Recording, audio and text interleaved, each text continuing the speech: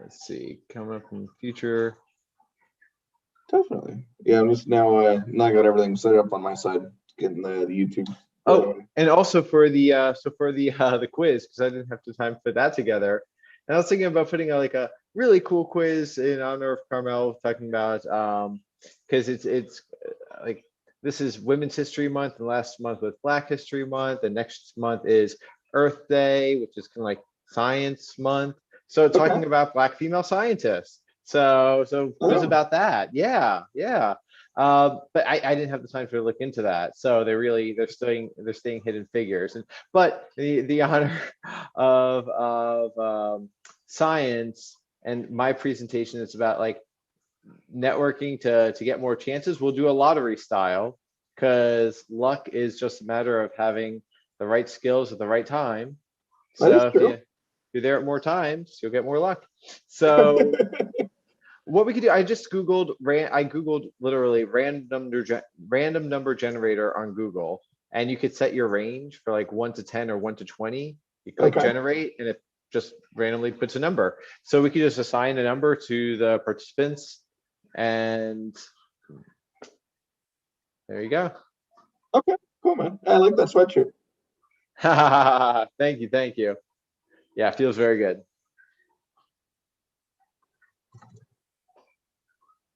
Right, so there's 2 right here's plus rolls meeting. Check out commands, YouTube live link for this. Hello, ma'am. How are you? Hello. Welcome. Thank you. Oh wow, Carmel, I love the hair. Wow, you're radiating energy. Oh yes, I went back to blue. There we go. What was it previously? Just my natural black hair. Oh, okay. Yeah. No, but I don't know. Blue just seems to suit me, so I can't change it now. I like very cool. Yeah, yeah, it's like electric. So electric blue. Yeah. Oh.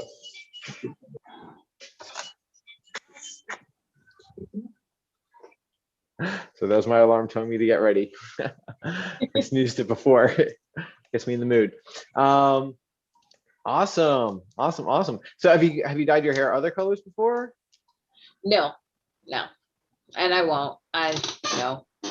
No dyeing. Extensions, yes, but no dyeing. Oh, okay, right, okay. Yeah. How are you tonight? Good. Have you can do it like M&M colors. You know, I'm just like looking in the background behind you. You got the jar of M&Ms. Yeah, that's to tease people that I have peanut M&Ms in my room. Well, you can like, you know, get the extensions like M&M's color because it's almost like the blue. No, just solid blue. Solid blue. Okay. So it's like because it could be like, you know, it's better than M&M, caramel M&Ms. Oh, nice. Yeah. No, I usually introduce myself just as sugar. So yeah, it's good. It's a nice touch. You got to come up with things for yourself. Exactly. It's very memorable. It is. And don't mind me, I am here. I'm just finishing getting the YouTube stuff set up. That way folks can actually join our meeting. Cool. I've never had something streamed to YouTube before, so this is interesting. There we go. Yeah, you're gonna live in infamy forever. So we got a playlist and all that stuff. Nice. All right, I see how Arizona does it. Well, I'm originally from the Bay, so. All right. Well, still, you guys are on this PT. 3 hours behind. I know. So are you all the way on the East Coast, or? Yeah, I'm near DC. Oh, gotcha. Well, good night. Yeah. I mean, it's not bad, right? I feel like I get to experience Arizona now without having been there. Yeah, it's still, as you can see from the light right here, it's still sunshine outside. Yeah. There you go. I still have sun somewhere.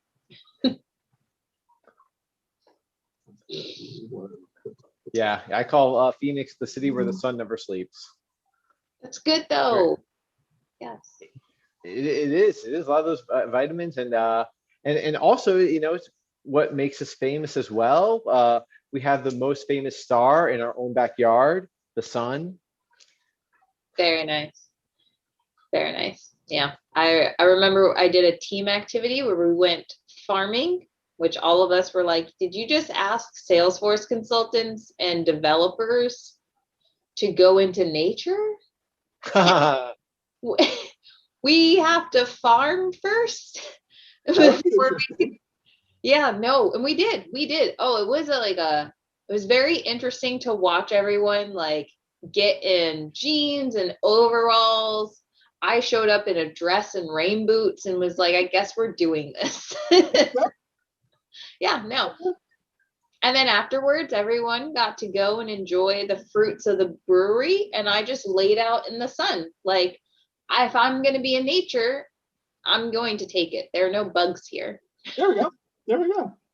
That actually reminds me. So before I moved here to Arizona, as part of, I don't know exactly which group it was that put it on, whether it was the Women in Tech group or the development group, or it was, I think it was just kind of a conglomerate of all of them. Out there in LA, we actually went and planted trees. Oh, that's So nice. it was us, the Padronis, a bunch of others. It was cool. Oh, I love and miss Gabby. Yes. Yeah, she was my secret Ohana one year. Okay. Gotcha. Yeah. So it was very nice to like know that I was sending her things all year round and her just being like, who is this mysterious person who keeps getting me all the things that I want? Like I remember I panicked because I was like, oh my gosh, it's been like 2 months. I haven't sent her anything. So I electronically sent her movie tickets and she was like, that was literally clutch. I was supposed to do something with my kids and just had nothing planned. And I was like, movie tickets. We're going to the movies. I like it. I like it a lot. Yeah. Yeah, that's cool. Yeah, it was and then I don't know if we've ever met like a Dreamforce or anything, but I used to help Nate run the LA developer group back in the day. Kind of how I ended up knowing them and everything. Nice. Yeah. Dreamforce. That'll look different. Yeah, I'm excited to when we eventually have in-person events again. Yeah, that'll be nice. The fun part will be taking all of the technology pieces we've learned over the last year, like doing this, right? Having guests from all over, and combining that with in-person meetings, and still getting the best of both worlds. So it's open up our speaker pool, right? Such as you coming all the way from the East Coast, and figuring out a way to do that where we have the live events at the local ones at least. Yeah, it will be nice. It will be. And I think hopefully it also continues to expand how we engage with people who have other varying abilities and making things even more accessible. Yeah.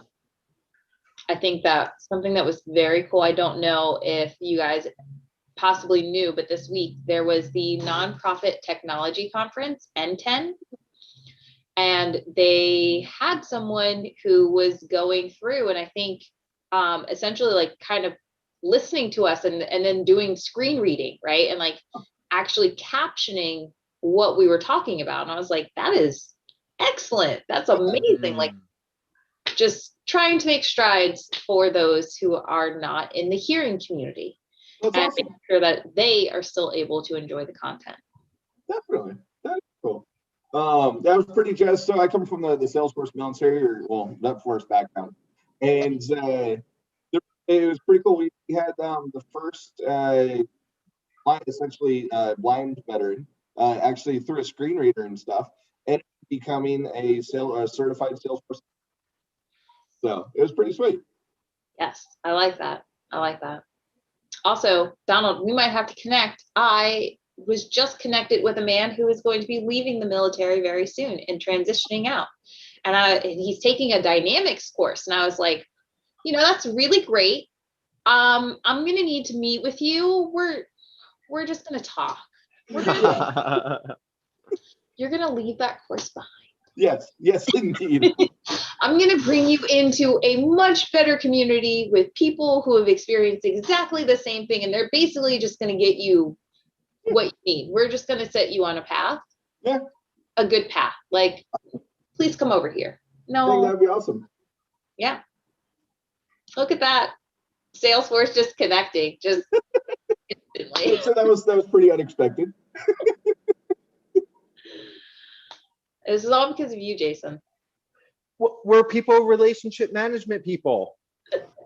I feel like he's actually a better co-leader than I was for Nate when I was helping him run the developer group in LA. Well, hey, we all have our strengths. That's what's important. That is true. Exactly. In them. Exactly. So I just stand near people, strong people. Oh. All right, so we have. All right, so I got the link sent out, so we're good there.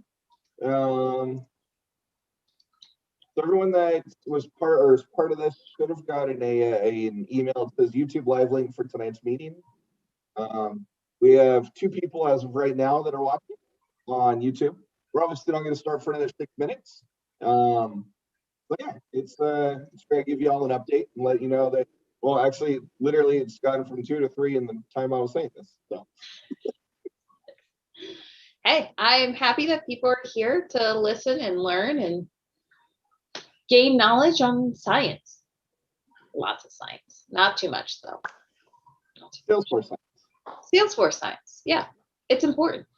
Also, some Costco, just sprinkled in just a little bit. Did you bring the individual testing or tasting stations along with you? That's what the M&Ms are for, right? Nope. No, those are how I keep my happiness at 9 o'clock at night. That's what that is. I am gonna have to refill it at some point because now people keep reminding me that they're there, and I'm like, oh, I have M&Ms. Right. So yeah, no. Anything related to chemistry is actually sadly in a box. Sadly in a box. So all my old goggles, any notebooks I still have. I do have some Erlenmeyer flasks that are still available, but those are all in boxes. Gotcha. Well, at least they're in boxes and you're not pulling a Breaking Bad, right? You don't know that.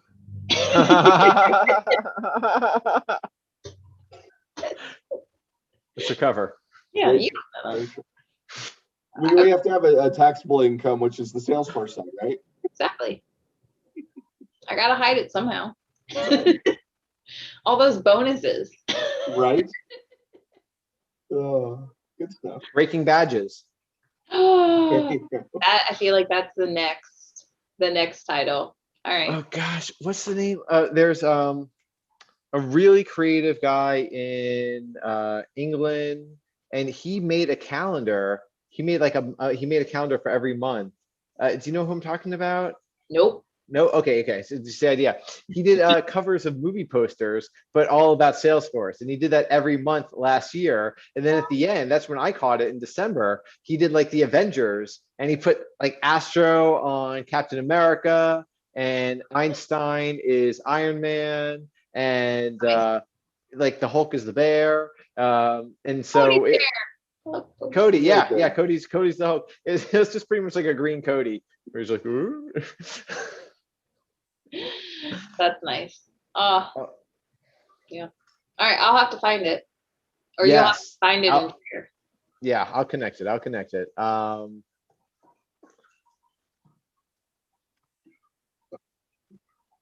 Oh, you know what I didn't ask? How do we get questions?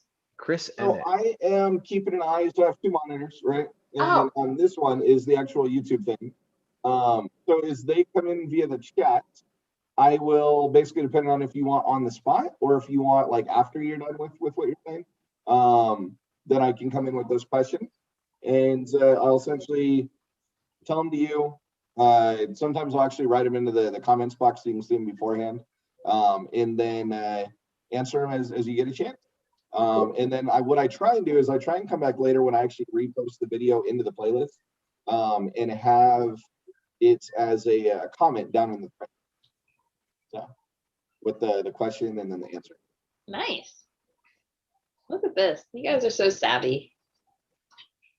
So it takes a team effort. We couldn't do anything without amazing speakers. So. Well, thank you. I will continue to try to live up to the previous speakers that have been here. I think you'll do a wonderful job. Thank you. So we have 4 now.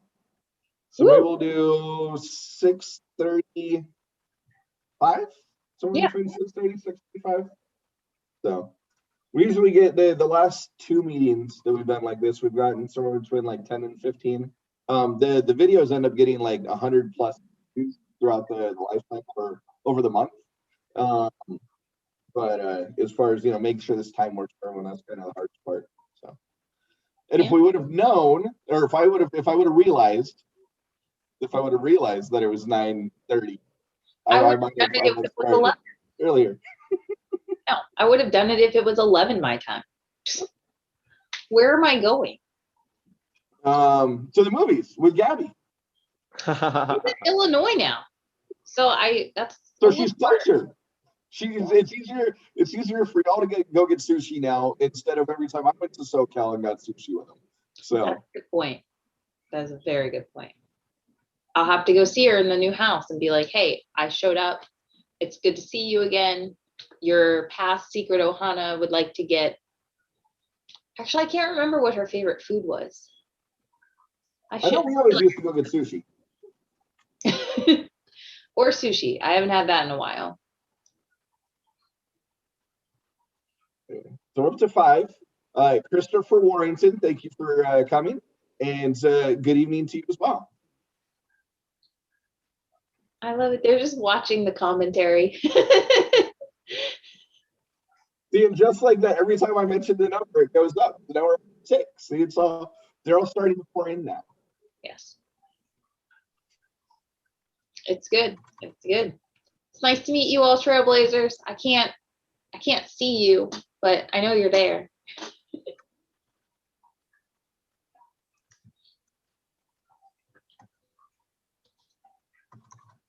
See, with all my networking, I really should have saved this. I'm looking through Chris Emmett's Twitter. So Chris Emmett is the cover artist for, and I saw like really funny when he did Badge Boys one month. Yeah, I know. Very, very good. Very good. Yeah. Groundhog's Day was one, but it was like what was it, like Trailhead Days? And that just seemed like the whole year of 2020 right there. Just yeah, we're full circle. It's been literally 1 year since most everyone has been working from home if they are able. Mm-hmm. Quite a year. Yeah. Oh my goodness. Whole epic right here. And it looks like, we're seeing the light. We're getting towards the end with now vaccinations going out. Actually, over here in Arizona, they just released it. Everyone is now eligible in Arizona. So 16 and older. 16 and older. 16 and older. 16 and older. Okay. Yes. Thank you. I'm gonna make sure correctly broadcasting. Those kids, they need to get those shots. They're excited to go to the doctor. I know I always was. So we're up to 11 now. Yeah, I guess. And one thing we could have spoken about a few minutes ago was, and I don't know, Jason, Carmelo, either of y'all talked about who was going to go first. I have an idea, being I know at least one of us is on the East Coast and the rest of us, aren't. But how does that sound to you? It works. I will stay here for the entire time. So we're up to 13. I said 11 a second ago, and now it's 14, which is always awesome to see.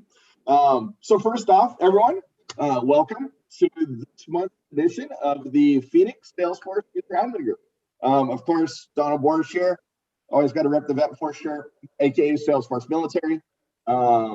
And we're excited to have both Jason, our amazing co-leader here, as well as Carmel, our wonderful guest speaker this evening.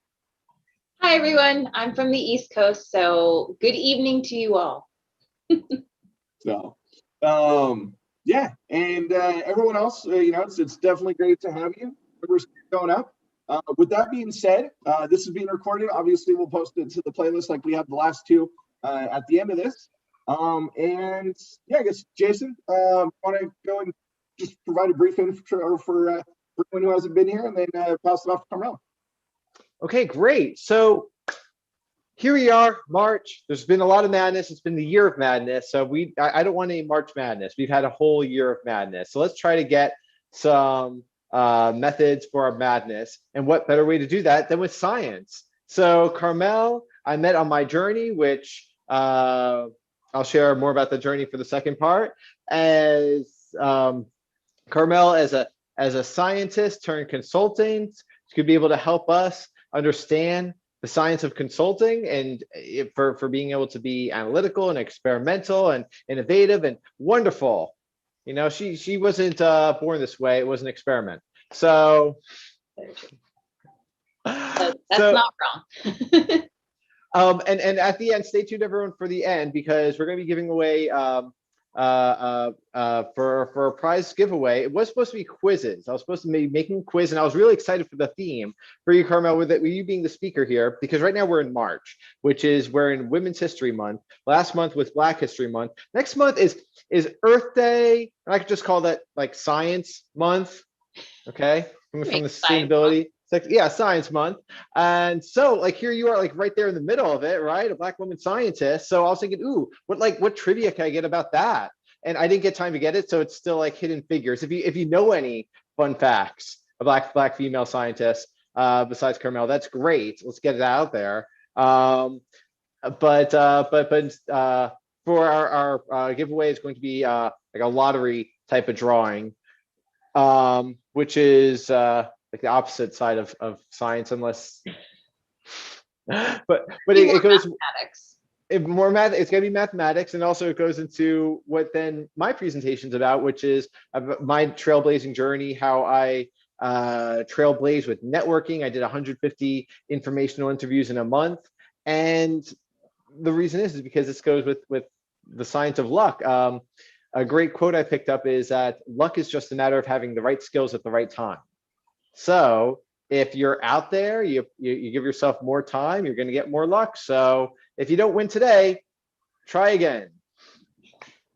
It's worth the price of admission. Interjection real quick. So just so everyone's on the same page, I thought this is actually pretty cool. Not only is Rhythm Saida also from the East Coast joining us, we also have a Tiffany Thomas and a Liren. So there's at least 4 of us, including Carmel, that are all here from the East Coast. So, and Doug Steed. So how about that?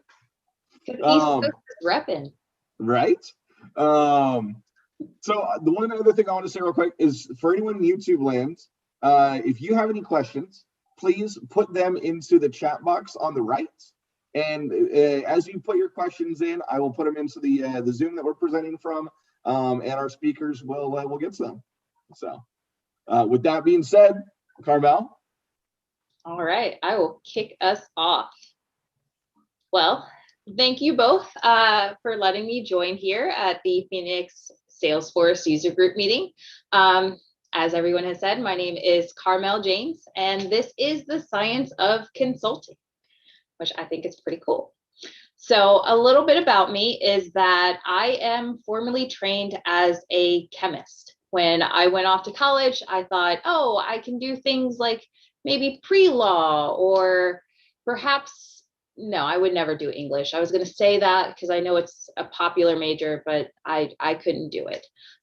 There's just something about math and science that really excited me. And I remember passing my high school chemistry exam in order to graduate with a perfect score. And I said, well, if I can do high school chemistry, I can definitely do college. How much, worse could it get? It can't be that bad. And then following college, I became a nonprofit champion, working in the nonprofit world, specifically at some really great organizations. And it's where I was first introduced to Salesforce. And from there, it kind of all just clicked together. It was like, oh my gosh, I can take my love of science and apply it to working in databases. Yes, please. Where do I sign up? How do I do this? This is all I want to do. And now as a Salesforce consultant, it really is everything that I do every single day. And I am just so pleased to do it. It's really my biggest joy. And so I'm really happy to talk about how I take science and apply it to my work when I'm working with different organizations to help them streamline their Salesforce system. A lot of times it could feel really nerve-wracking, especially when you're new, of like, how do you figure things out? But I found that science really grounded me and made me feel safe, and being able to tackle new problems and build out solutions where maybe I didn't always know if that was the right answer, but it's okay. Science told me it was okay. So I'm sure for a lot of you, when you hear chemistry, this is exactly what you're thinking about. You think about Erlenmeyer flask and beakers, and they're on these different stands sitting up in like rooms and things, and just scary drawings on the wall. Like, why are there nothing but pictures? I thought that this was science. Well, science does use pictures. And also maybe some interesting symbols, where maybe it's the skull and crossbones, which is danger or radioactive, and gloves and goggles and lab coats. Well, I'll tell you, you're not wrong. That is really 100% what chemistry is. But chemistry is also a lot of the things that we go through and experience in life and interact with on a daily basis. So it's the food that you eat. When you cook onions in a pan, that's actually chemistry. You are chemically changing the bonds that are in the onion by breaking them down. Heat breaks them apart and it changes the flavor of the onions. The computers that we use, if you think about some of the mechanisms that are happening in the computer, the way that things might heat up, say the batteries, the way that batteries work is a chemical reaction. Maybe the filters that you're using at home to filter your water in order to drink it, that is 100% chemistry. Even the cosmetics that we wear, a chemist has probably helped make that product. So chemistry and science are not as far from what you think. We interact with them every day, so they can't possibly be scary. Science is not allowed to be scary. And so I know that you're thinking, like, how in the world is science supposed to help me be a better admin? Like, what is science going to do for you? Well, if you remember back to grade school, middle school, high school, whatever the school is called, it's been a very long time since I've been in any of those types of schools. You might remember the scientific method.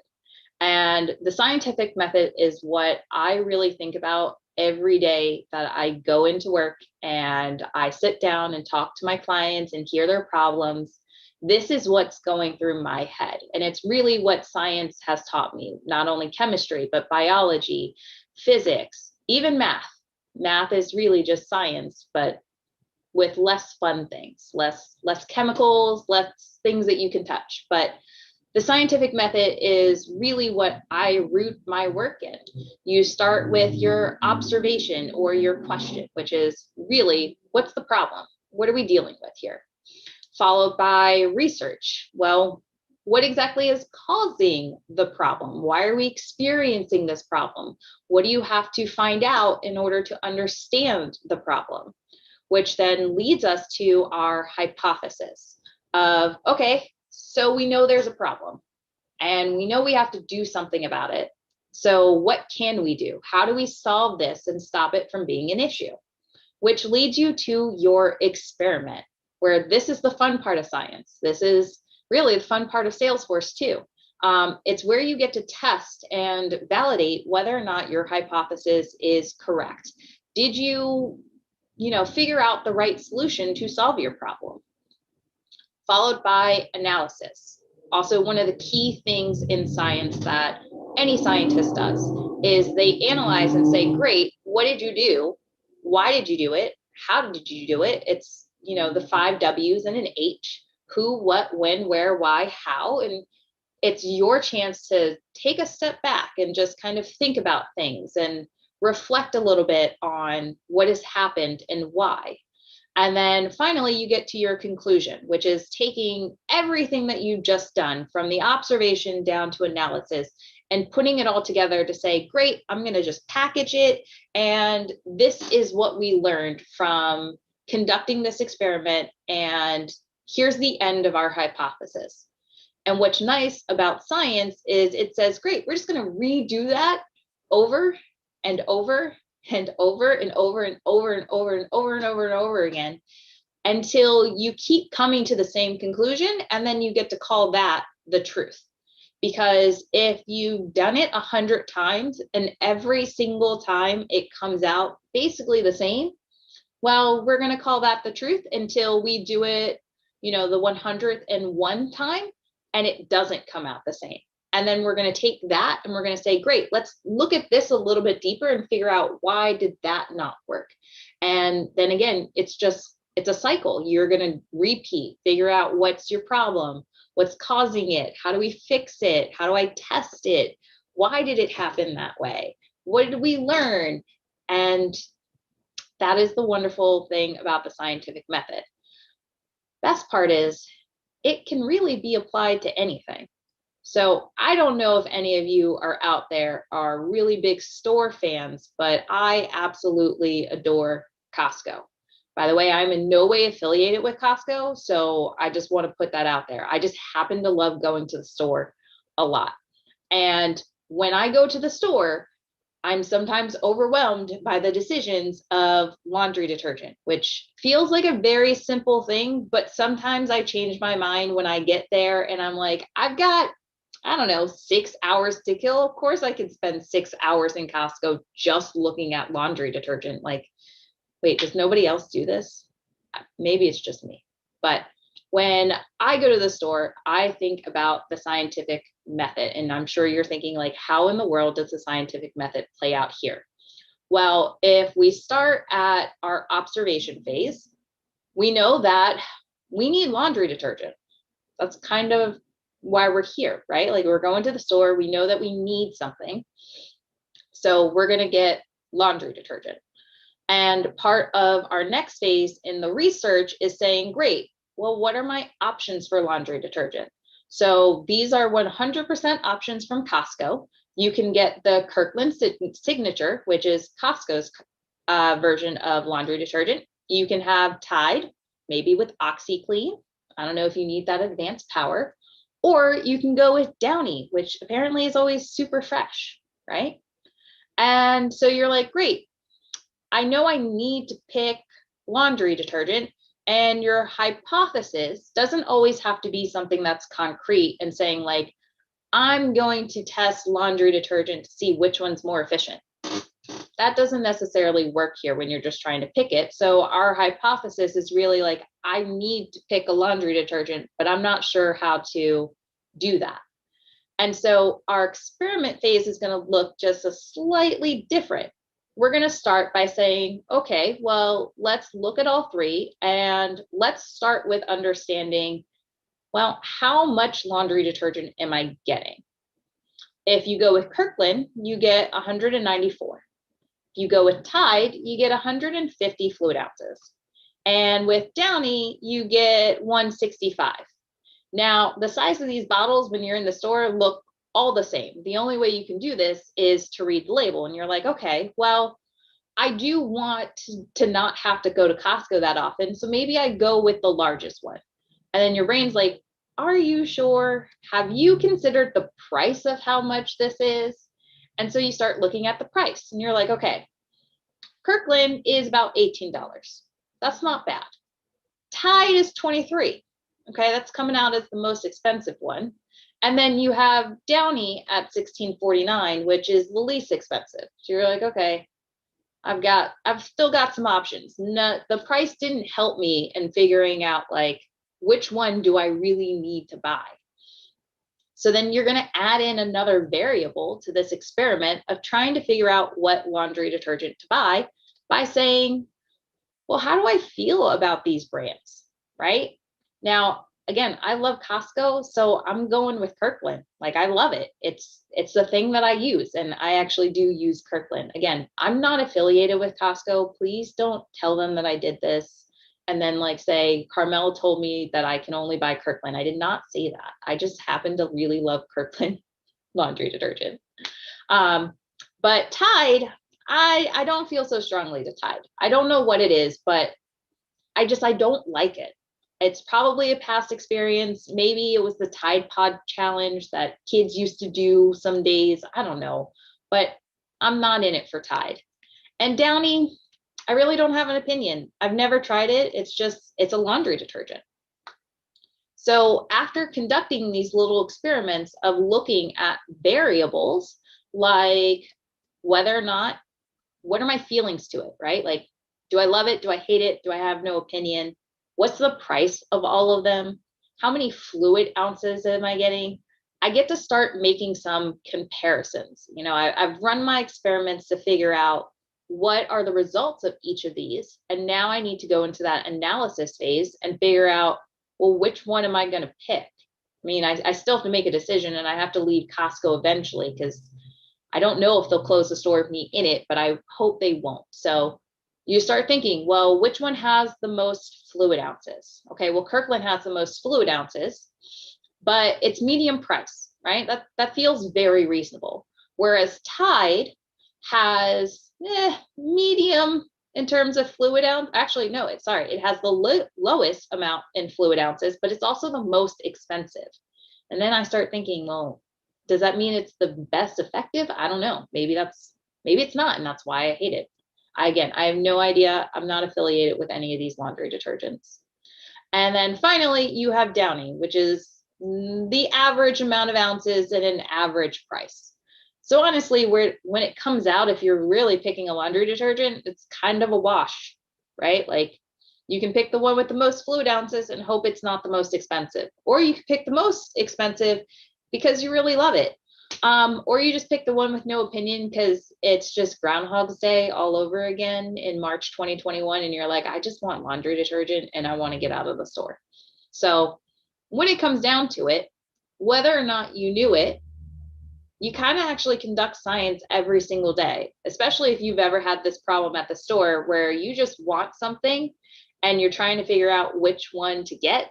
And you start doing this in your head. You know, you might not label it as a hypothesis of which laundry detergent to pick. Maybe I picked Tide, right? You're not calling it an experiment when you're going through and comparing the price and how much you're getting and whether or not, like, what are your feelings towards that brand, or is there a coupon? I didn't even add that in. That's another variable that we could have tested. Are any of them on sale? You know, science actually lives with you every single day of your life, whether or not you really realized it. So when we come back to this question of how can science help me be a more awesome admin? Well, you do it every single day. You just haven't labeled it that way. So when we take the time to think about the scientific method, in which we can call it the Salesforce-tific method, that's not a real word, but there's no red squigglies, so that's good. I'm going to call it a real word. But when we think about how to use the scientific method and these principles of science in our work as we're going through and trying to figure out, like, how do I solve this problem in Salesforce? We can really start thinking like, okay, let's figure out what's my observation. And maybe what that sounds like is, what is the issue that the user is having in the system?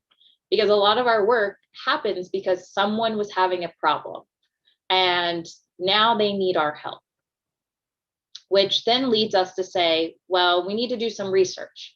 We need to go back and say, what does Salesforce documentation say about this problem? Because maybe it's a problem you've never experienced before, and so you don't know what to do.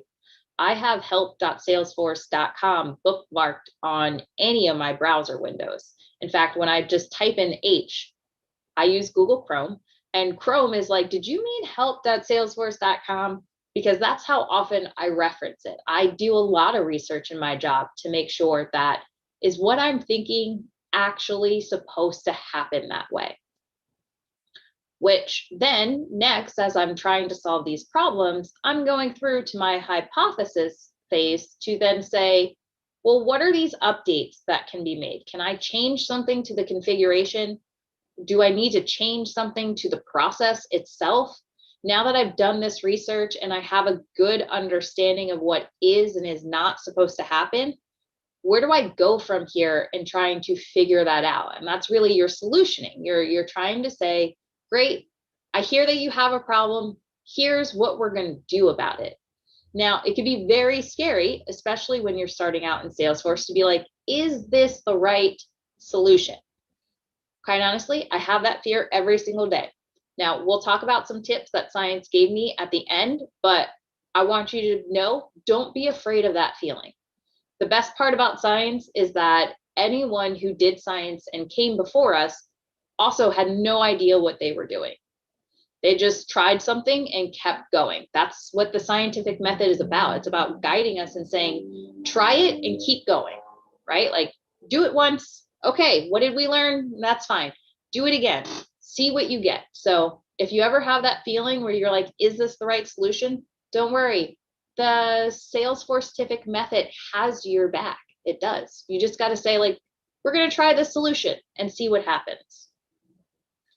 Which leads us to our experiment, which is sandbox testing. Yes, yes.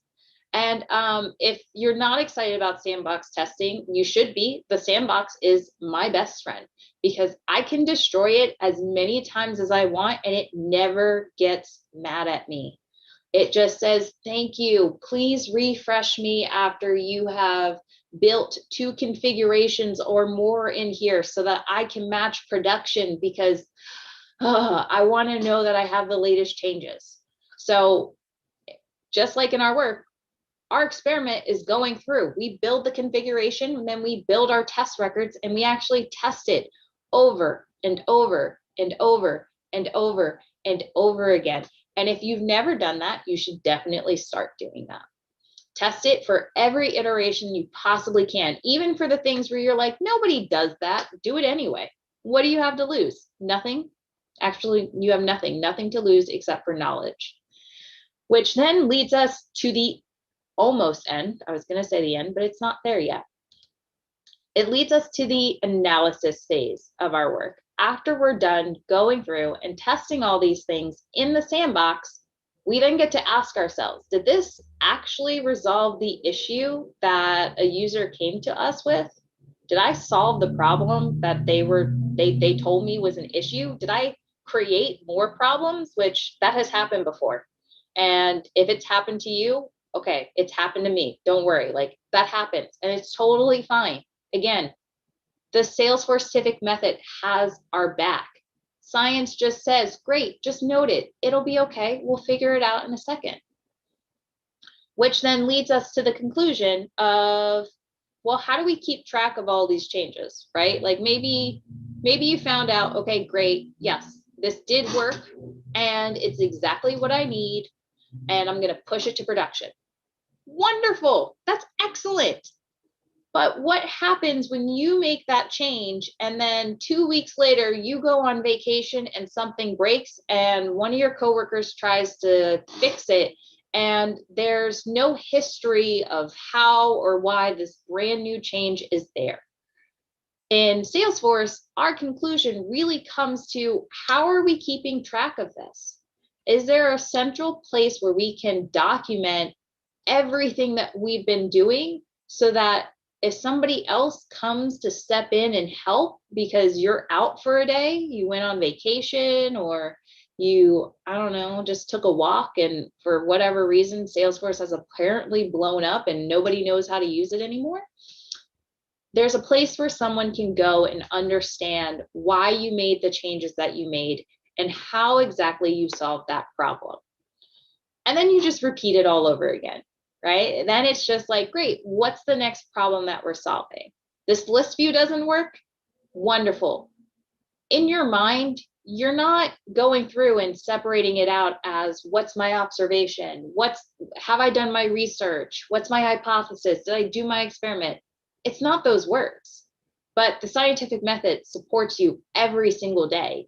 And if you slightly change your mindset, it can help you become even better, because you start saying, I want to really focus on observation. I know I'm not really strong at this, but let me focus on how I can get better, clearer requirements from my users so that I know how to build better things. Or maybe you're like, you know what? I don't do a great job in documentation. That's 100% a thing. And even when I was starting out, I didn't know what to do with documentation. I'm very lucky that science gave me a background in how to write really well, that my documentation just always sparkled because it always answered questions of like who, what, when, where, why, how. I basically said, whatever I did in my analysis phase, I'm just going to put that on paper. So feel free, right, to take a moment to think about what you're really strong at work, what you're not, and then take some time to improve on it. And don't worry, we are 100% going to succeed together because we are a community. So these are some of the guiding principles that I remember, and I even repeat to myself when I'm just having a day where I'm like, I know I should be getting this. I don't understand why this process builder works. I've been working in the Salesforce ecosystem for 6 years. I still have that moment where I'm like, did you just forget to turn on email deliverability back on and that's why your email alert's not working? I'm like, yeah, that's the reason why. It's totally fine. I got this. But some of the guiding principles that I took away from science and in my work as a chemist that I still use today is you learn more by doing it wrong than you will ever learn from doing it right. And this was actually something that one of my professors said to me. At the time, I was a young, recent high school graduate. It was, I think, organic chemistry. No, it was organic chemistry. And I was a little frustrated because I wasn't getting it and I wanted to be that A student. And I wasn't. I was not an A student for the first semester. I was for the second. Not that that's important, but I kept going back to my professor and I'm like, I don't understand. Why won't you just give me the answer? Mind you, I did not have this philosophy of science and the scientific method and how it could help me in basically everything in my life at that time. I was like 20. I didn't have that knowledge. And she just told me flat out, I can't give you the answer because you're going to learn so much more by doing it wrong than you ever will if I just tell it to you, or if you get it right the first time. And that really stuck with me because then I changed my mindset of how I did my work and how I conducted my experiments. Not so much of did I get the right answer or did I get the wrong answer, but more that I got an answer. I got something. It's better than nothing. So it's okay. Even if it's wrong, it's okay. I'm going to learn something from this. I'm going to keep it with me, which really means that my failure is my success. In science, we don't look at something as a failure, right? If we conduct a hypothesis, we put it together, this is our statement of what we're trying to solve and what we're going to do, and then we do an experiment and it doesn't come out the way that we were thinking, we actually call that a success. And I know it feels really backwards. Why would you call it a success? Well, because it proved something to me. It proved my theory didn't work. So it leads me in the direction of, hey, okay, so this didn't work. Maybe I just need to pivot a little bit and change one thing to see if that works. So failure really is success. When you're feeling down and like, I don't know what I'm doing and why am I doing it this way and nothing is working, remind yourself you're learning so much by failing, because how do you know what is success if you don't know what failure looks like? Which then leads to the last point of just for good measure, do it the opposite way. Whatever you're currently doing, I don't know what it is, right? Like maybe you're testing a process builder and you're taking the exact steps that you know are going to trigger the process builder. Take the time to do the opposite step just to prove to yourself that it's right. Go ahead, embrace that failure. Know that the process builder is going to succeed or going to fail. It's totally okay. You want that failure to validate that your work and what you just configured is actually right. Because again, how do you know what success is if you also don't know what failure looks like? And some of the age-old things is ask for help. I do not know everything in the world. Help.salesforce.com is literally my favorite website. But when I want to throw it out of the window and just walk away from my computer, I go to my coworkers and I ask for help. I raise my hand, and now I put an emoji in my Slack channel and say, hey, I'm pretty sure I'm doing this wrong and I don't know what it is. And it's my moment to take a step back and lean on somebody else to help me figure out something that maybe I didn't know, right? Salesforce is constantly changing. There's nothing wrong with saying, I got this far and I don't know what else to do. Which then, of course, write everything down. Everything. This is your documentation. When you're having a bad day, go ahead and write that down. If you've got a little place where you just keep all of your notes, write down how you were feeling. It feels really stupid. I admit there were times when I was doing independent research and my teacher was like, your lab notebook is not good enough. And I was like, what? I said what I did in the experiment. And she's like, no, you just wrote down the steps that you took. You didn't tell me that you spilled the beaker of solvent on the table. And I was like, well, why would that be important? Well, because in 2 months, when you go back and I ask you again, hey, your results look really funny. And you tell me, oh, it's because I spilled some solvent and I had a beaker, I knocked it over, I spilled it. That's why, right? When you go back 2 months from now, you're not going to remember that. I can't tell you what I had for lunch today. That was only like 6 hours ago. I have no idea, none. But when I write it down, it's my way to go back and be like, that's why I did it. It jumpstarts my memory so that I can pick up exactly where I left off that day. So feel free, write it all down, even if it has your feelings in it. Even if you're like, I'm so mad, I want to throw this computer out the window. And that's why I chose to do it the way that somebody else told me not to do it. And then it happened to work. Write that down, right? Like there's nothing wrong in having that history.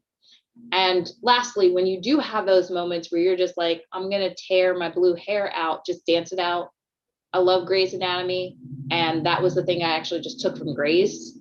I mean, they're doctors, so that makes them scientists. And I was like, when in doubt, dance it out. Just put on your favorite music, just jive it out. Let go of all of the feelings of insecurity, of anger, of happiness, sadness, joy, failure, embarrassment. Let it go.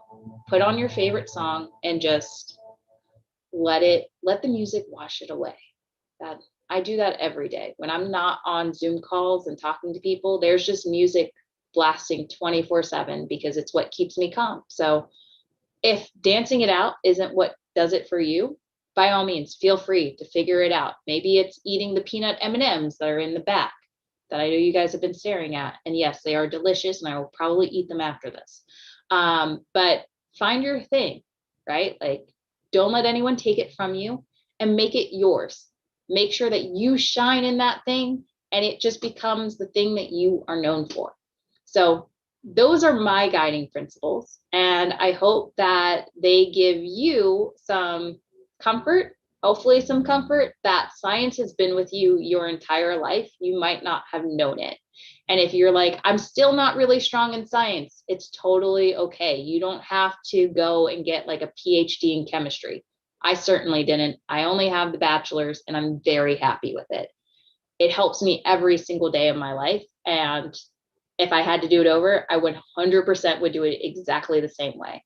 I loved everything that I learned, and I'm really lucky that it gave me some good structures that help support me in my work every single day. So I'd like to say to all of you, thank you for joining and for listening to all of that. I really do hope that you're able to take something and just find comfort in the fact that science is there for you.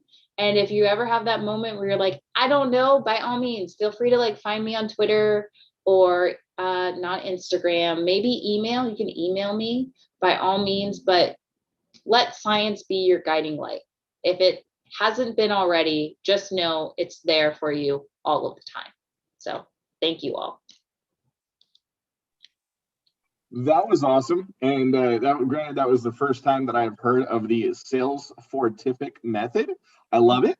And I think maybe we can get a new hashtag trending over there. I did actually, I know it's over the, really late over there on the East Coast. But if you did want to stay, hang out, interact with those of us, there's about 20, 22, keeps fading in between the two. Oh, I'm staying. Phoenix, I'm staying. You got me here. I dropped the link in the comments here on Zoom, and so if you want to go over there and hang out with everyone else, awesome.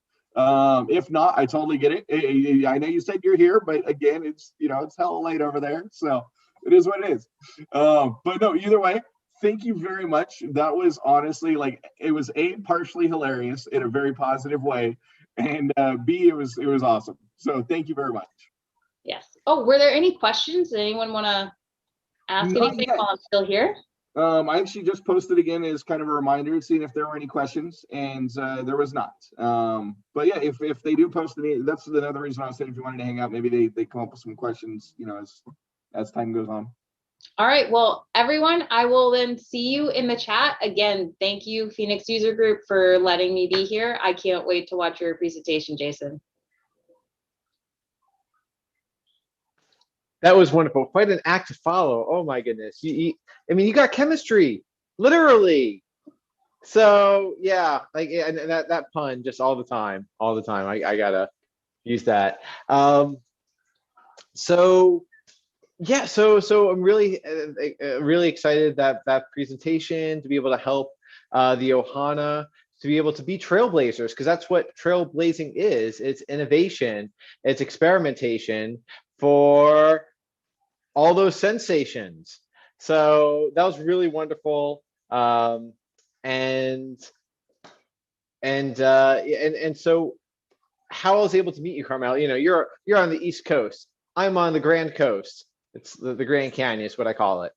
And so how we got to meet is from my journey. So let me go ahead and share my screen and get to going for that. Let's see. Oh my goodness, I have so many screens here. Present view. Oh, yes. Okay. All right. And let me just get a confirmation real quick. You guys seeing my presenter view screen? It says it's loading. You get one moment. It says you've started sharing your screen, but it doesn't actually show anything yet.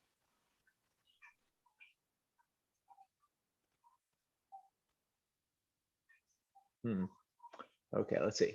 Maybe do this. Resume. How about now? There we go. That's what's up. Oh, okay. So good? Yep, we are good to go, sir. Fantastic. Okay, all right, everybody. Welcome aboard, everybody, and let's get on that trail. So I'm going to tell you about my journey to how I got here, the journey I like to call how to network to get work with less than expected effort. It's a bit of a take of the musical How to Succeed in Business Without Really Trying. So as you can see, I was in high school theater, which explains my theatrics, and taking not really taking the lessons from that, but in a way, we'll get into that in the journey, because if anyone, give a holler in the YouTube comments if you've actually seen the musical How to Succeed in Business Without Really Trying. It's campy. It's very campy, and so am I. So is the Ohana and Trailhead. That's what it's all about, campiness. And that's what gets us together, is being able to be very happy and being very supportive. I'm just so in love with the Ohana, because I found that there's 3 elements. Here we go, into that chemistry. The chemistry of the Ohana are 3 elements that keep it together. It's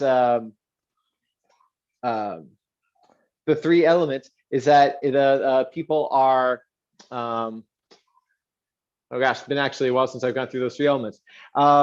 They are, it's evolving, it is, it's accessible, and it's impactful. There we go. Logic. So it's accessible. You have your accidental admins. You have, that's celebrated. That's where you have the campiness from. It's like, oh my goodness, I can do this. Yeah, you could do this. We could do this. And through science, we could do it even better. Let's get scientifically Salesforce. And so that accessibility, being able to never study coding before, but now being able to do that, and through the being able to help others do that through VetForce and through all the other communities that are reaching out to give people an opportunity to help be impactful, being able to see how they're making a difference. The thing that Salesforce does, it's really very cool. You geek out about it. I geek out about it. You know, I don't just talk about this stuff for, I'm not this geeky for everything. And because it's continually evolving, that's what keeps everyone connected for the Ohana. And so these are the elements that I found that make it so wonderful for networking. And that's why I want to share my journey, not to boast or have a therapy session like as a diary, like, oh, let me tell you, dear Salesforce diary. I want to share the lessons that I've learned, because we are people relationship management people.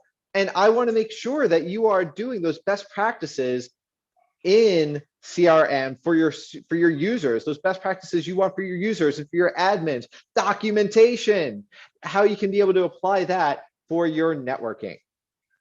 So, let me introduce myself. Here we go. First slide, introduce myself. So I'm Jason E. Zykowitz, or you can call me J Sunny Z, here to brighten your day, warm your heart, and enlighten your mind. It was an iterative name thought of from all the networking and being able to let my personality come out and shine through the Ohana.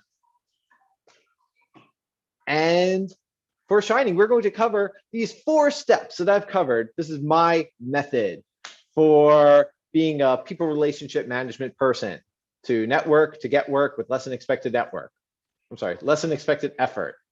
Just 4 steps. That's so easy. So step number 1, find. Find is a two-way street. You have to let your find flag fly. You have to let people find you. If you're not on LinkedIn, get on LinkedIn at the very least. You can get on Twitter too. I have a presence there. But LinkedIn is great because that's like your a page for people to find you, for people to connect with you. It's just like having a virtual mailbox. Better, you know, you have your email, but how people are going to find your email. So it's just a way for people to find you. So make sure you have your presence out there so that you can connect with people and people can connect with you. You can get people referring to you. So make sure you get all of that. And then people will share it along, because sharing is caring. Thanks, Akalash. And once you have your presence, then you're going to start networking. So right over here, sharing is caring. This website is the Trailblazer Community Group calendar. So if you just go to the trailblazercommunitygroups.com, you can search for your local community group. But this web page right here, /events/pound/calendar, you're able to see the events calendar. And right now in this time of virtual meetings, you can see meetings all around the world. And one of the cool meetings actually right now in New Zealand, they're still having virtual meetings for that accessibility factor, but they're able to have in-person meetings. So it's a bit of a preview for how we could be able to do that as well, how they're having in-person meetings, but they're also having it broadcast, and they're having like the camera of the room. So it's pretty cool. You have to be up a bit later though than you would if you're on the East Coast coming to Phoenix. So it's a bit more of a time shift, but well worth it, well worth it. You're gonna still be up all night just from all the excitement from it. Other ways to connect, besides the Trailblazer community groups, which are on that calendar, are Salesforce Saturdays. Salesforce Saturdays are very informal. It's just a way to meet and network. Well, they're actually, the different Salesforce Saturday groups, they do vary, but the first one started out very formally by Stephanie Herrera in Austin, Texas. That's the AUS, stands for Austin. Oh, hold on. Am I sharing the slides? Okay. Oh, thanks for pointing that out, Doug. Here, let me try doing this. Okay. All right. Do you see the flag the let your find flag let your find flag fly?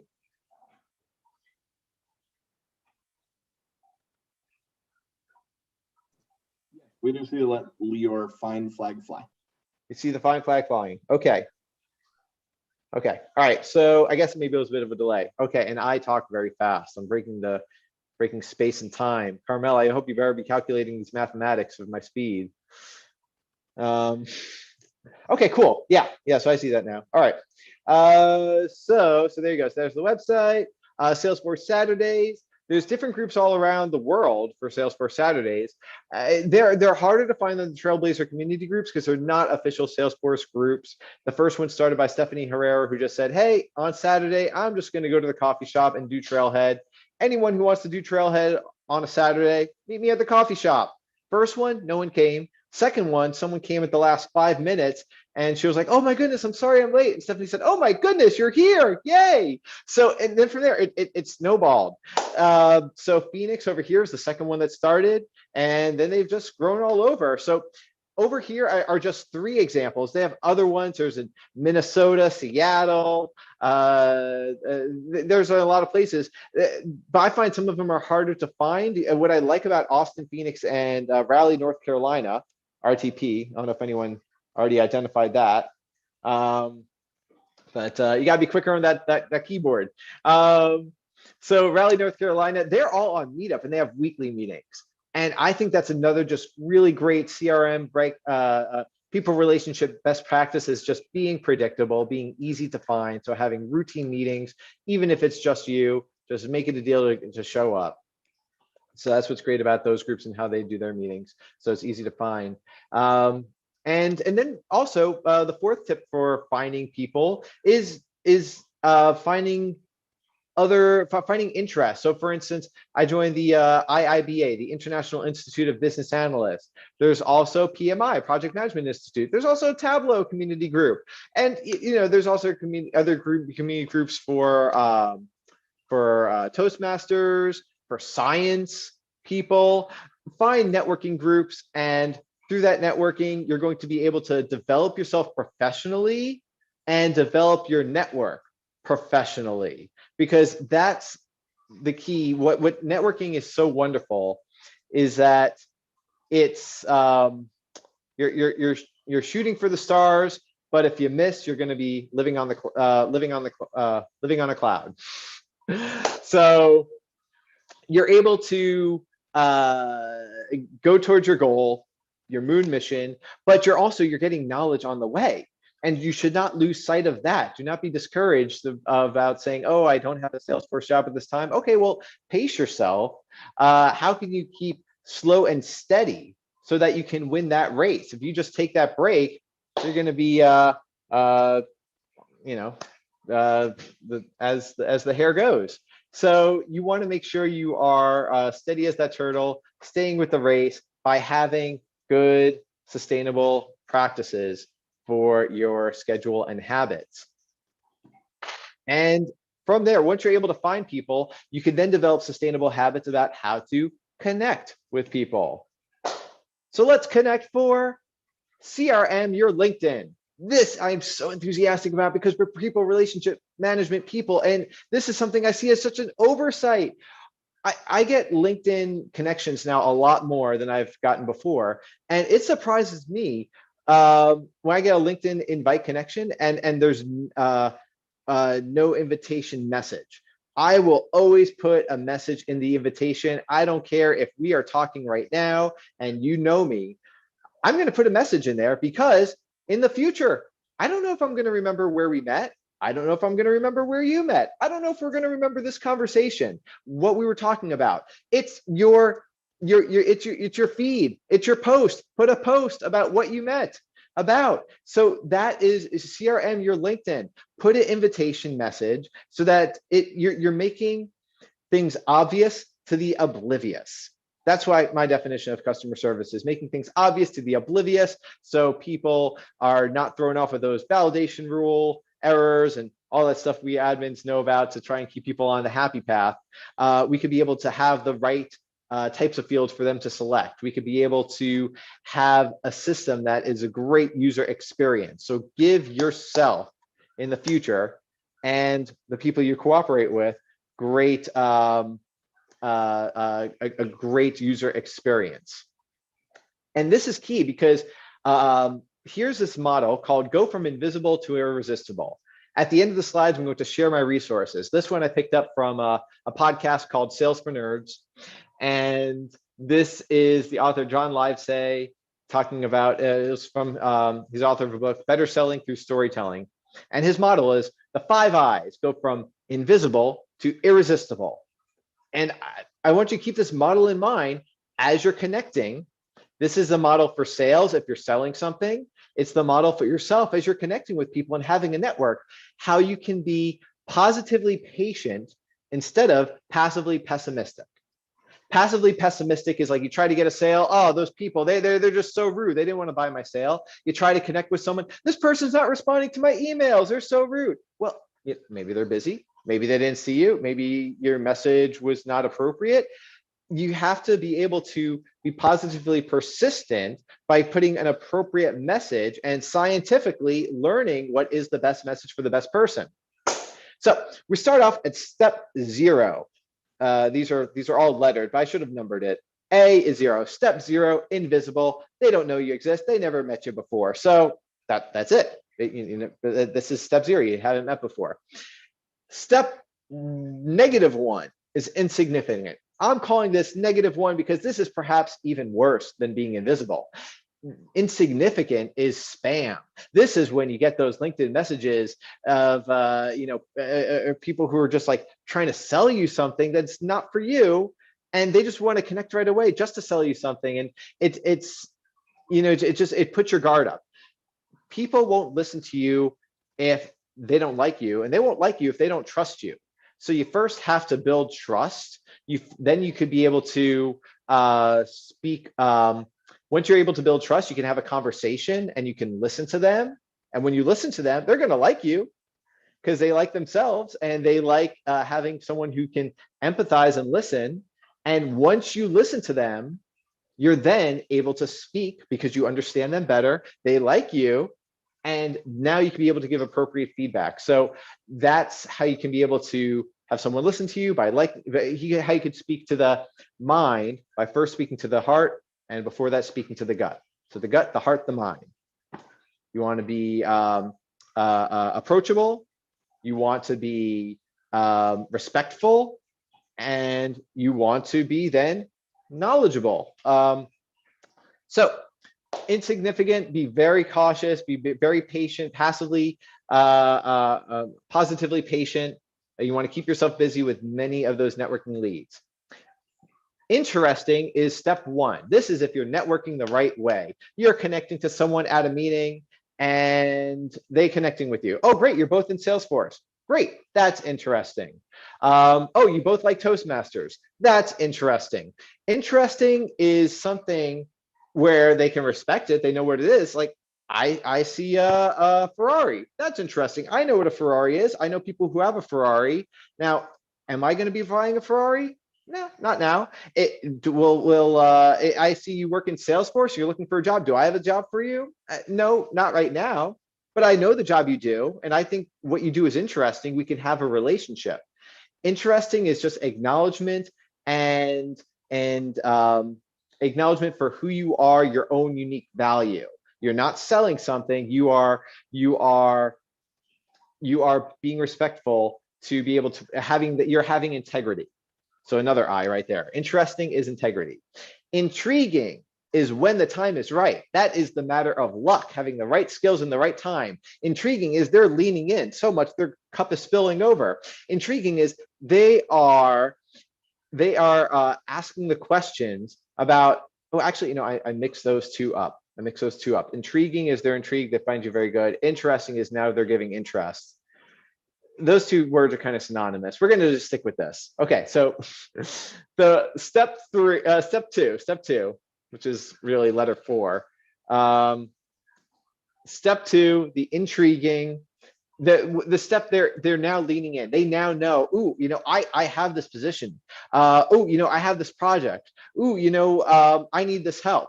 Ooh, I want to buy a Ferrari. I want to buy a fast car. They're now thinking they have this need. Ooh, I got to cut. I need a Band-Aid. I need a Band-Aid. What's the what can I buy? Oh, Band-Aids. Like it's you want to be associated, branded. You want to be thought of. When I'm thinking, ooh, I got to think of someone I want to speak up for science. Who? Oh, Carmel. Like Carmel even like practically planted that seed in my head, thinking that I want someone to be able to talk about science.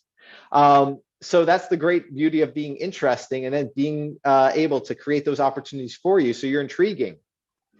And then if those opportunities are lined up just so wonderfully, you have that wonderful luck, that's when you're irresistible. That is the, hey, I've already lined this up for you. Just shut up and take my money.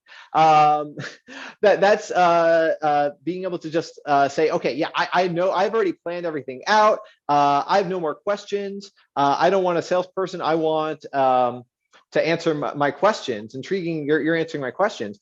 I just want to be able to make this, follow me, be my sales consultant, follow me to be able to help me make this work. I want you to listen to me.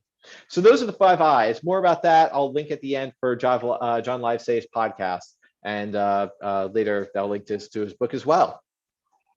The next step, once you're connected, you can now begin the conversation, chatting. Here are some more I's. So this is actually this model, 3 I's for 3 I's. Informal informational interviews for interest, insights, and introductions. This right here, I picked up from another podcast, Career Cloud Radio, hosted by Justin Dux. I met Justin Dux mid-October in a Minnesota user group meeting. He presented mock interviews.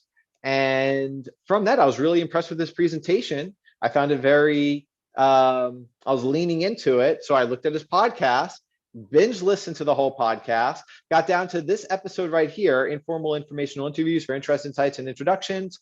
And it's actually hosted by the previous host of the podcast before Justin took over. And this one right here sparked off that light bulb for me, science, innovation, about how I could be able to network, because I don't know if you know, it's a little secret, but I'm very outgoing. Just so you know, if I didn't tell you until now, I'm a little shy about being outgoing, but I want to let you know I'm outgoing. But as outgoing as I am, I'm awkward. I'm a person in a conversation. Why am I going to be connecting with you? What am I going to say if we're having an interview? What am I going to ask? What am I going to try to get out? So this is what really I love so much about this model, the informal informational interviews for interest, insights, and introductions, because those last 3 I's, interest, insights, and introduction, those are your goals. That is what you're going to try to get out of the meeting. So interest, I'm going to ask someone first, just setting up the meeting. Hey, can I get an informal informational interview for you? Or, can I get an informational interview with you? What's it about? Well, I just want to learn about your journey and what you like about it, and see how we and learn more about each other. The Ohana is, we are people relationship management people. I was able to get 150 in a month. Now, it was very slow and steady. You have to understand marketing and luck, how luck comes from having the right skills at the right time. I tried a lot of times. About 25% of my LinkedIn requests actually connected, and then 25% of those actually set up informational interviews with. So I set up a lot in order to get 150. So, you just put up the work that you think you can be able to do based on your schedule. But what I can say, even with all that in different professions, the Ohana is like no other, because people are so, they're so encouraging, because the system is so accessible, and they want to be able to see others get access to it. And they're so excited about the impact it could be able to do. And they want to learn from others because it's involving. So the Ohana is it's all that and more. So the interest, insights, and introductions found really nice, because the first question Interest. Tell me, what do you like about your job? Well, how did you find your path? What do you like about your path? You can word it in your own way, but it's a way to start the conversation. Tell me, how did you get here? What was that drive for you? And this, this is a great opening question, because you're going to excite people. You're talking about their passion. So they're going to be very happy. Second question, what do you wish you knew when you started? This question, every time people have said, wow, that's a great question. I swear, every time people say this, because first, it is a great question. Second, they're saying that to think, because they're now digging into their past. What do they wish they knew now? What do they know now? What do they wish they knew when they started? What do they wish they knew when they started? They're going to think, what do they know now that they wish they knew when they started? So they're going to take time to think. Give them that time to think. Take the compliment. And this is really wonderful, because these are those gold nuggets for you that will help you to develop yourself on your journey. You're getting informational interviews. This is the gold right here, the information. And then finally, the introductions. This is how you can continue that journey. You're going to ask, what or whom can further help my journey? So can you introduce me to a podcast, a book, influencer? Who do you learn from? I want to know what you learned from, because you're very knowledgeable, and I want to be more connected with you. That's how networks work. The more connected we are, the stronger our connection is, and the more we can help each other from those common bonds. Is there a person you can introduce me to that can next further my journey? And that one's great, because when I asked that one, people would come back to me, say, well, tell me more about your ask. What are you looking for? So that helped me further iteratively articulate my ask and develop myself. And from these three, this is the key to then following up. You now have your data. Make your notes. You can use you could use Salesforce. I use Google Docs, actually, because it was just a lot quicker for me to just write notes about the person and put it in a Google Doc. You could use Salesforce, you could use whatever, but make sure you make notes about the person, because that's how you can follow up. Okay, who do I know about science?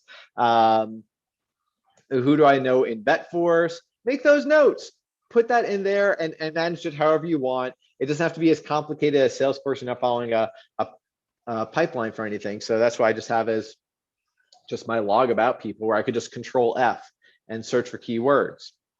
You also want to, what also is great other apps, Trello, that's it's a task management app.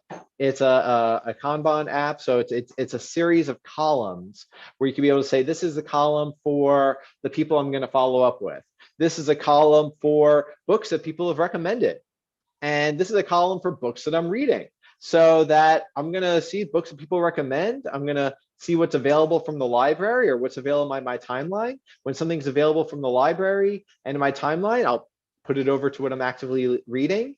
And now here it is. This book is on my Kanban. I could be able to make notes right there. And now I follow up with the person. Thank you for recommending that book. Thank you for recommending that podcast. This is what I learned from it, and this is how I'm applying it. This is how you'll continue that relationship. If you're going to be power networking, if you're not periodically meeting people, how are you going to sustain that connection? It takes many, many times to keep a relationship well connected, and it has to be continued in order to keep it fresh. So you're going to keep it fresh by finding ways to connect. So find what you can learn from that person and connect with them. Let them know what you thought about that. And that's a win-win. You're keeping that connection fresh and you're learning. Knowledge is power. So, with that said, I thank you so much, everyone, for being here today. I would love to learn from you. Connect with me on LinkedIn, put a note, invitation request. So I know you saw this right here, this presentation, and let me know what you thought about this presentation and these resources. So we'll share this slide deck, but you can also just take a photo of it or just see it on YouTube. This is the first resource right here, the 3 Eyes for 3 Eyes by Stephanie Brown on the Career Cloud Radio. This is the podcast episode that started off my networking journey by hearing about Stephanie Brown's networking journey and how she developed that model, 3 Eyes for 3 Eyes. So for more information about that, there's the episode of Career Cloud Radio. And I love every episode of this Career Cloud Radio. Great podcast. So there we go. Second recommendation, every episode of Career Cloud Radio by Justin Dux. Justin Dux is another great person to connect to. He is a wonderful mentor in the Trailblazer community. So great person to connect to. This is the other eyes. So these are the 5 Eyes by John Livesay, going from invisible to irresistible. So that's on the Sales for Nerds podcast. And then 2 more. Captivate, The Science of Succeeding with People by Vanessa Van Edwards. Of course, we were talking about science today, so a bit more of science. I got this episode, I heard about this book and speaker also from Sales for Nerds. Vanessa Van Edwards is everywhere. She gave big TED Talk, is one of the a top watch TED Talk. And she has a institute that studies social intelligence and how to be able to she has studied questions for how to be able to deepen a conversation for the first 5 minutes, 5 hours, and 5 days. So how do you break the ice? How do you, for the first 5 minutes, how do you keep a conversation for 5 hours, explore more? And then how do you build deep connections for lasting friendships? So she is really very wonderful, great science. And then this one is a huge passion of mine, deep listening. There's actually a community for this. I mentioned the Toastmasters, but what about Listen Masters? This is something that is very much underrepresented, undertaught in schools. We teach science, we teach speaking, but we don't teach listening. And the Deep Listening podcast is wonderful. I love this podcast because it has every episode a different speaker, different specialist, but there's some episodes where you're able to hear Oscar Trimboli himself and hear about his model for deep listening. The one thing to remember for deep listening, how I try to remember for deep listening, is that a person could speak up to 150 words a minute, but we think at around 900 words a minute. So if a person says something, that's only about 1/6 of what they're actually saying. So you want to make sure you ask, tell me more. What else? Pause, let the silence, treat silence be a word. And that mindset has been wonderful for me because, as you see, I love to talk and that's become quite a habit of mine. So being able to change my mindset to focus on other people has been helpful with those. And over here, listeningquiz.com is the introduction to that podcast, where you first actually take a quiz to see who your whom your listening villains are. And so, for instance, mine is the interrupter, because as you see, I love to talk. And so that's where I have to pay special attention to treating silence like a word. So I don't just jump in when there's a break. I let the other person think. And I'm very happy this is being recorded so that you can pause. You can create your own pauses for all of this.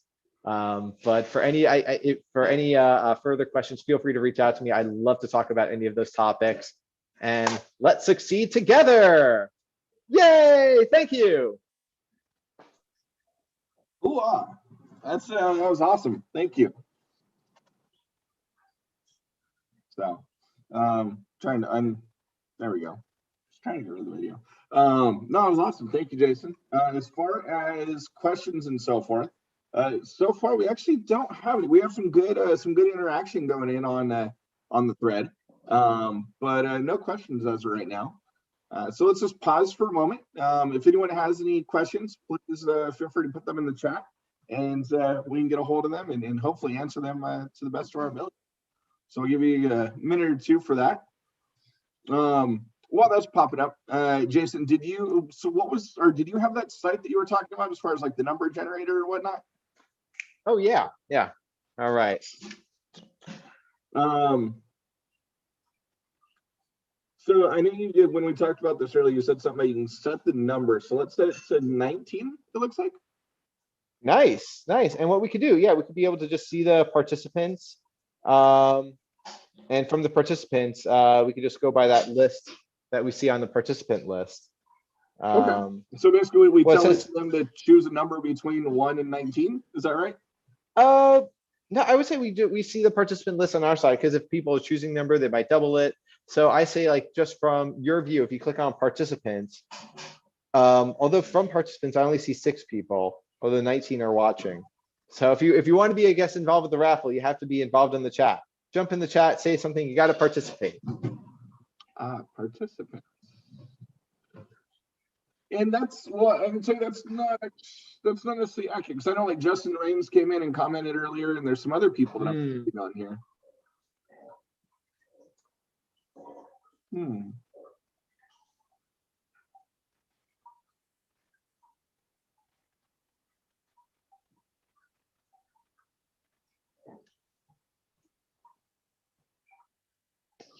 Let's see. All right. Interesting. Okay. We can give out more than one prize, right? So in Richard Chopra, this is just as an FYI, instead of doing a quiz, kind of like we've been doing the last 2 months, due to the hiccups, we're going to kind of limit the swag that's given away. And so what we're doing is we're actually going to just do a number generator and kind of give out one prize, or however many people guess the right number, kind of thing, or closest to it. So yeah, so let's do 1 through 20, and Okay. then if more than one person gets the right answer, then I mean, in the past we've been giving away 5, right? So yeah. Okay. Yeah. So exactly. Good. Yeah, exactly. So in the chat, everyone just pick a number in the chat, 1 through 20. If you got to be fast, if someone picks a number before you, you have to pick a second one. So we have about 30. Give them about a minute. So it's 7:44 on my computer right now. That just went over the net. So obviously, you got to remember we have that delay. So it's to say when it strikes 7:46. Okay. Cool. So yes, there we go. We got one number. 13. Like I said, I knew Justin Raines was a participant. I don't know why he's not showing up though, or now he is. But yeah, he did show up earlier. Kyung,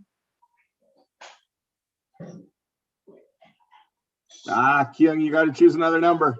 Aha. I appreciate you subscribing, but you got to choose another number.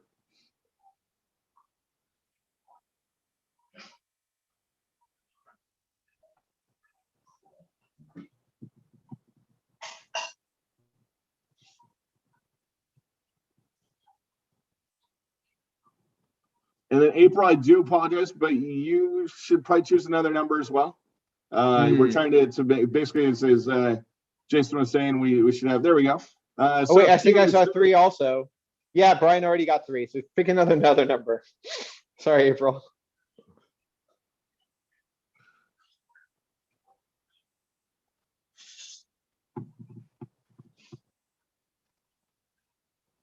You gotta pick 8. I know stuff at the end. Let's see. I think 2. You can go with 2. There's got to be at least 2 numbers involved, because we included 1 extra one, and that includes 13. Me. So there's at least a few numbers that are still available.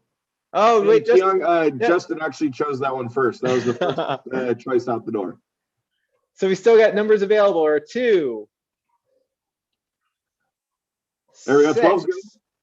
12. Okay. And then April, I think so someone's already chosen 3, and all right, so let's see, is 9 available? 9's available. Well, nope. Sorry, mine. No, Liz already got 9. Liz chosen 9. You can get 10. 10 or 20. Ooh, that's right. We're going up to 20. No one thought about that one yet.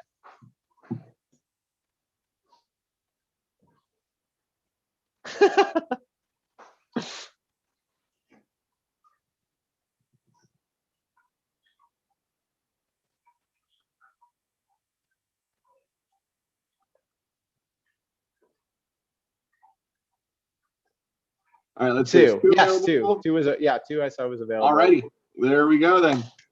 Sweet.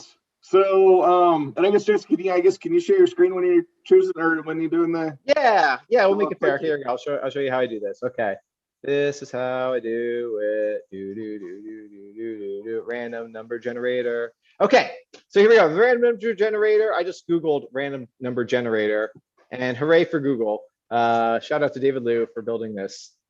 So here we go. So yeah, just you pick the maximum number right there. We got over 20. I click generate, and here we go. Drum roll. 4. All righty. Who got a 4? Who got a 4? 4 going once. 4. Wow. Carmel. So just so everyone's on the right page here, Carmel chose that, and this was not scripted from Google. Okay, so it's not like we chose her number because she was an amazing presenter. It was literally random through Google. So It's true. She so could show the congratulations. science to prove it.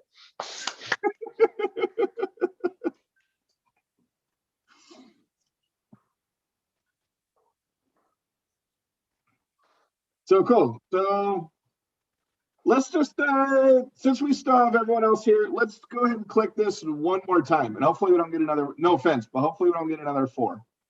Okay, let's see. Drum roll. 2. Oh, wait. Who got 2? Was it April got 2? Yeah. I think so, actually. See, being the last one was actually a good choice. And yes, Carmel was going to give it to April anyway. See, Carmel, you can't give it to April. Congratulations. There we go. All right. Wow, Awesome. Carmel's really lucky day. She gets the pick and her pick. So it was great seeing everyone, at least in the chat. Of course, you know, it's going to be even more awesome when we can do live events again here in the area. But until then, thank you very much for spending the evening with us. Definitely means a lot to us, and hopefully you were able to get some positive and informative information this evening.